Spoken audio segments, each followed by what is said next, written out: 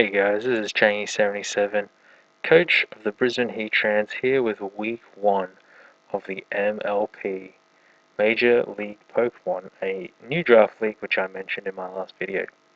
Now before I jump into the team, I just wanted to point out that you guys may have noticed some graphics. I did this myself, so if you guys have any suggestions on how I can improve it, please comment, please tell me how I can.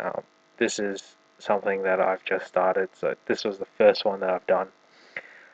So definitely, I know that I can learn a lot, and that there's still a lot to learn. So yeah, if you guys have any constructive criticism, yeah, please tell me how I can improve. And if you did miss my last video, I'll just quickly go through the team which I drafted. So I had Megalopony, Zapdos, Hydreigon, Milotic, Drapion, Bronzong, Zangoose, Piloswine, Clefairy, and Dusknoir.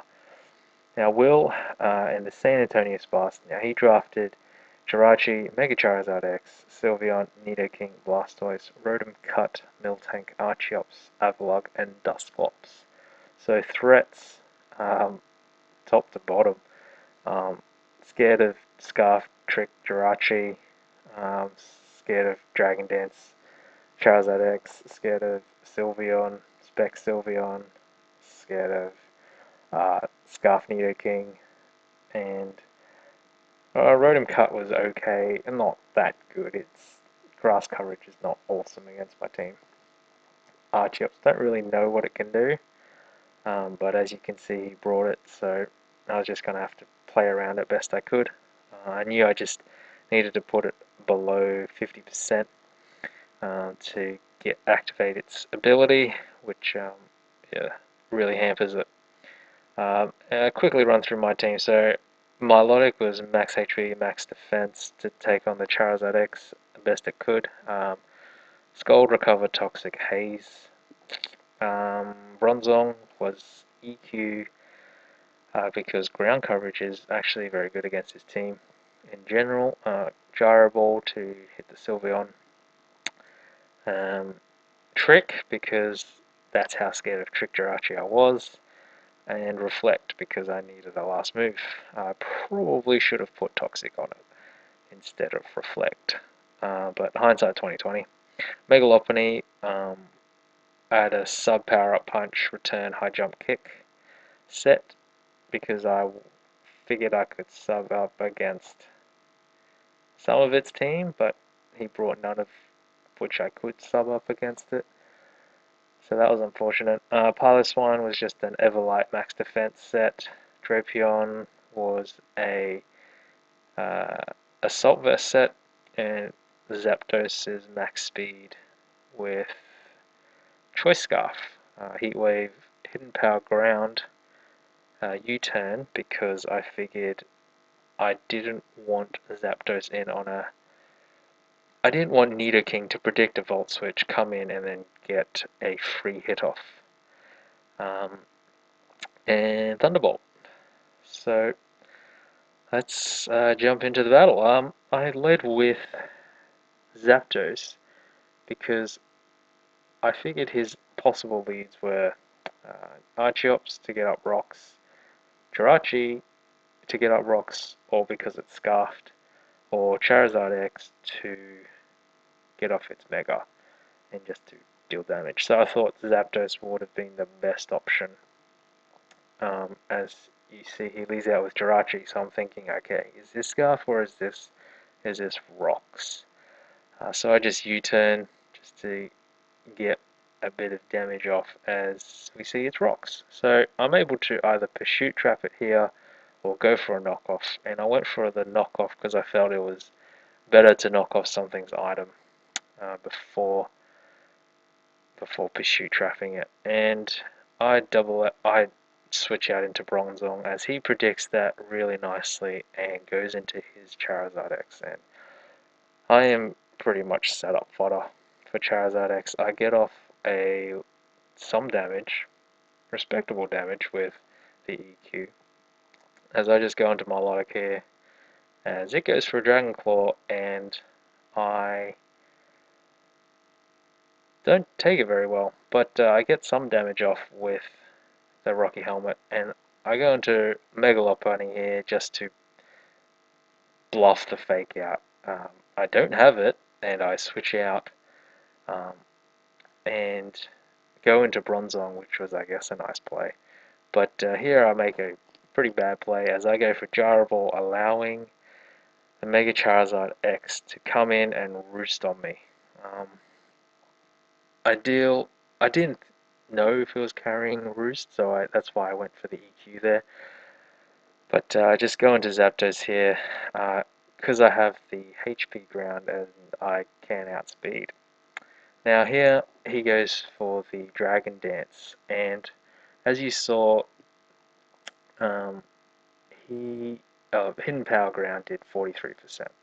So either he wins the speed tie, gets off a Roost, and proceeds to sweep me, or I win the speed tie and kill the Mega Charizard X, and he can still win, but if I win the speed tie now, I have a chance to win. But if he wins the speed tie, it's game over. I pretty much just lose from there because nothing outspeeds it, nothing can take a hit. Um, so I win the speed tie, luckily, able to kill off the Charizard X, and yeah, sorry, Will, if yeah, for that. I know that yeah, I definitely acknowledge that. You know, the Charizard was going to sweep me if it won that speed tie. Um, but it's part of the game we play, I guess. Um, he goes into Archops here because I'm locked into HP ground, so I can't do anything. And I go into Piloswine and absolutely just eat this Stone Edge. Just om nom nom nom. I know he's going to switch side, Toxic, um, praying that Nidoking or Jirachi doesn't come in. And I go into Zapdos, not wanting to be hit by a Scald, as Zapdos takes the Scald and gets burned and dies, which is unfortunate, but Zapdos doing what it needed to do, saving my ass. So I go into Mega Lopunny here and I start going for subs because I want to get a Lopunny sweep here, but I don't know what I was thinking. I still know he has a Scarf King, which can come in and kill me off pretty easily. Um, so I don't know. It was late. I wasn't really thinking, and as you see, he comes in, the Focus Blast and kills me. Um, I know I can live a Focus Blast, so I send in Bronzong as I go for a Gyro Ball, predicting the Archeops for my Earthquake. I guess Earthquake would have been the better play, hindsight 2020. As I go for the EQ now, and he goes into Archeops, so he's immune to that. As he U-turns here, I set up the Reflect, because I take less damage that way. And now Jirachi's going to stall out this Reflect by flinching me, which, you know, it's also part of the game we play.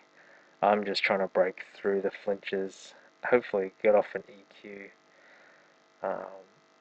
and to take this thing out.